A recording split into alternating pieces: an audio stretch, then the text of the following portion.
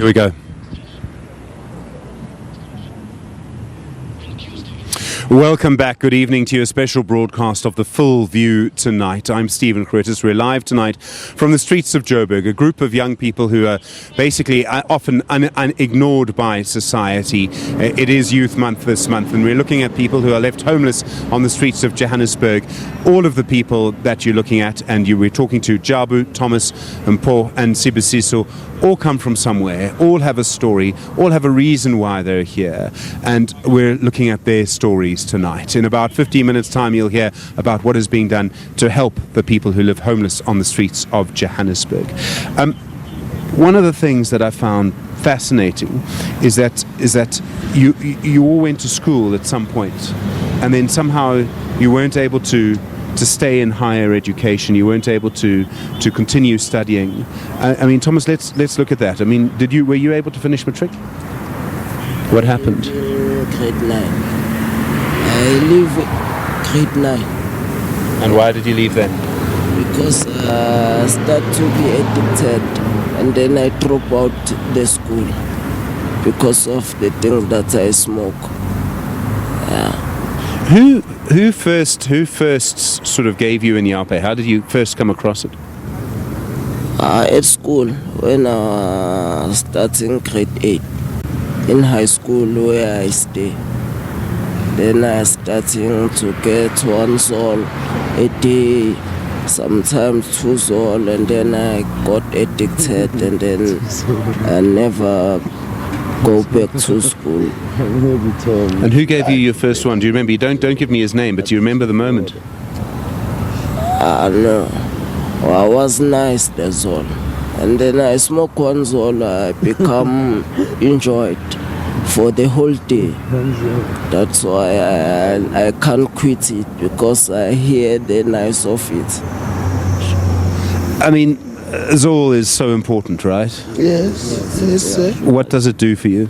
No, Zol is like the main component of the mixture.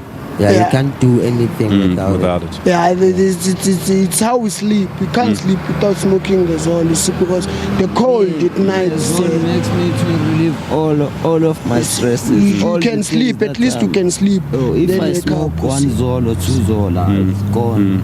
You see, that's also the main reason we survive through the cold condition. Ganja. Keeps us warm, you understand? Yeah. Especially ganja. Ganja. You know, I mean, ganja was illegal, right? Yes. And you know that the judges at the Constitutional Court, just 6 blocks from here, yes. You know, they say you're allowed to smoke ganja in your own home. But they never say we must smoke it in the street. Yeah, they say, in your backyard. But now here it's not our backyard. If they can come smoking, we get arrested. They arrest us, you see. Now, people that are in their homes, they are relaxing. And have you been arrested? Numerous times. Me, I've been arrested. Sure, yeah. What for? What happened? As I told you, sir, you see, the society, the influence, you see, as in why I end up dropping out at school, you see, yes, that pressure, you see, and being like, obvious, where I grew up, I had to buy, grade 7, of the house, to buy myself school shoes, uniform, you see, give myself money to carry, you see, I don't know when I can't even remember when the last time my mom gave me like money like this. Here's the money to buy. You see, yes. But grade 8, till grade 11. You see now the money and peer pressure at school. You know, high school. All the other kids, they have nice phones. Nice uniform. Nice I used to a chafis. I used to wear chafis for 3 years. The chafis my mom bought me grade 8. I used to wear it from grade 8 to grade 10. You see, even for me, I had to think. You see, my mom used to tell me I buy once a year chafis, a trouser. You see, but okay, so we have all of that. I do want to ask you, when you live here, when you go to sleep at night. Yeah. What are you scared of? So it's cold? Yeah. There are other people on these streets? Yes, there are some people who going around on the street, but we are not scared of them because we are usually this is our home. We stay here, and all of the people they know us. Let's just go one at a time. Sorry, SABC will go for it. The people say we are living here. People they know us. People who are living in this area, they know us that time.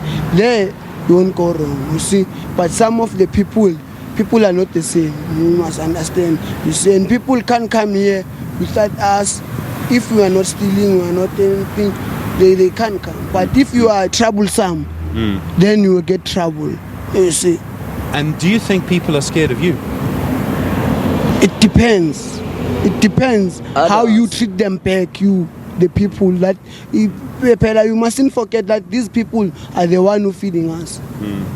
While we are here in the streets. I mean, where we are, and this is what you're seeing on your screen right now, where we are is very busy. There's a lot of traffic. Yes. So when there's traffic here, how many people stop and give you something? And how many, do people look at you, or do they just keep driving? Every day, no one.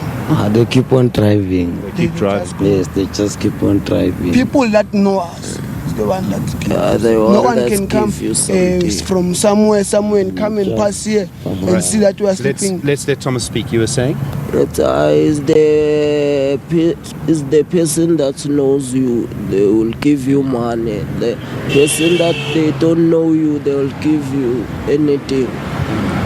And how do you get to know people? How does that happen?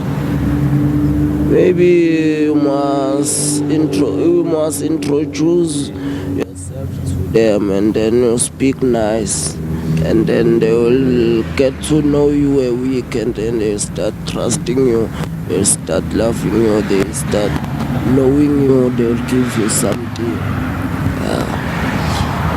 And then the Metro Police, and we're going to talk to the Metro Police and their response to all of this in a little while here on the Full View.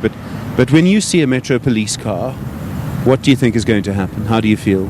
Yes, we feel scared because we think they're going to take our blankets and pen them.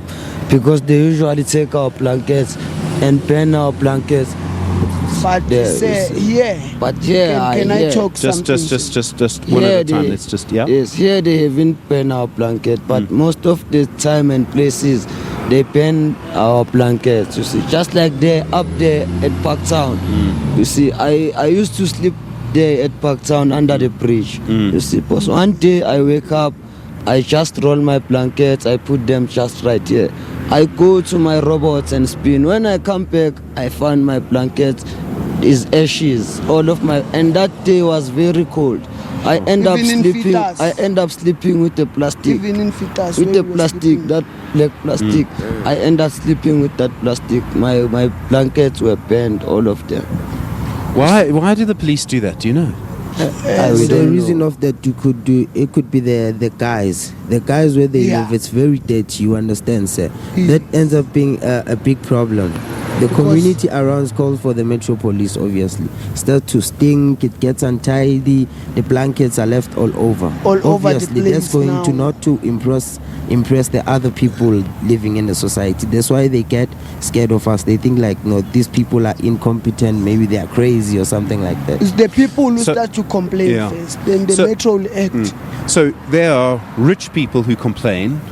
You, who have almost nothing, are the ones whose blanket gets burnt. Yes, because you are literally like nothing. You sleep in the street. You are trash. To those rich people, we are nothing. Some people we are nothing to them. Yeah, some of them they give us. Some of them we are nothing. Many people I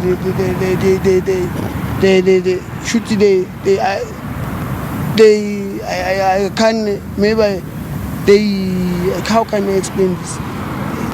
They read like. You can use Zulu, yeah. Yeah, like pass pile, like.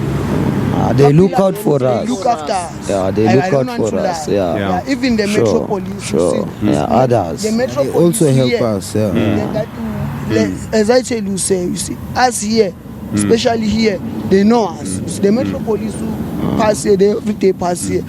First, you are used to bother us because he didn't know us as even the people. But now he learn, so that even people that are were robbed here. Now there is few now. Okay, it's less now to hear that someone is being robbed there by the robots or smash and grab there by those robots. You see, because of the guys that are spinning there. You see, but you see, yes.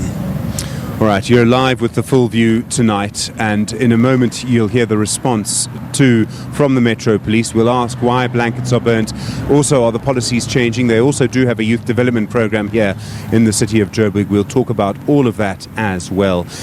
Some heartbreaking stories coming through. Everyone is from somewhere, and yet, as you heard one of the people here saying, so for them, we are nothing, is perhaps the quote of the night so far. Special edition of the Full View, live from the streets of Joburg. More in a moment.